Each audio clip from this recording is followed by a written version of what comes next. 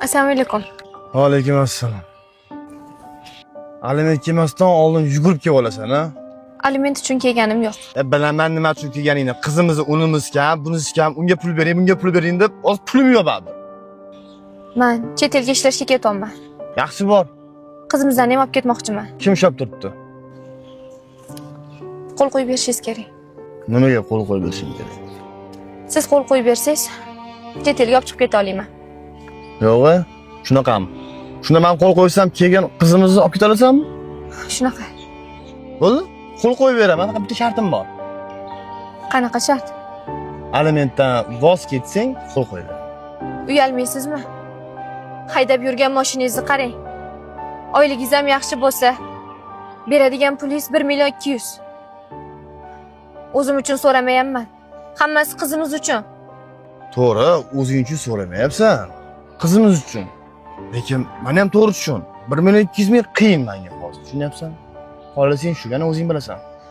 Xo'p, qo'l qo'ymang. Qizimizni sizga tashlab ketaman. O'zingiz qaraysizmi? G'alatimisan? Bor qarindoshlaringga olib borib tashla. Men kimga qarayman? G'alatimisan? Umuman qaramayman men. Men chetga chiqmasam bo'lmaydi. Qizimiz yaxshi joylarda o'qish uchun ishlashim kerak. Tushunyapsizmi shuni?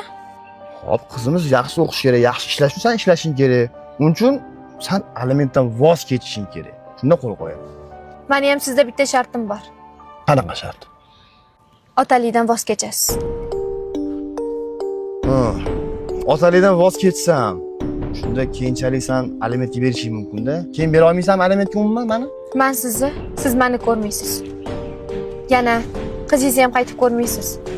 Bo'ldi? Qaytib qo'yish kerak. Voy, ma. Men o'shga olib ketdim. Qizingizni bir marta bo'lsa ham borib ko'rmadingiz-a? Qanaqa otasiz? Qanaqa qilib odam o'z qizini sog'inmasligi mumkin? Sizdaqa erkaklarga insof bersin.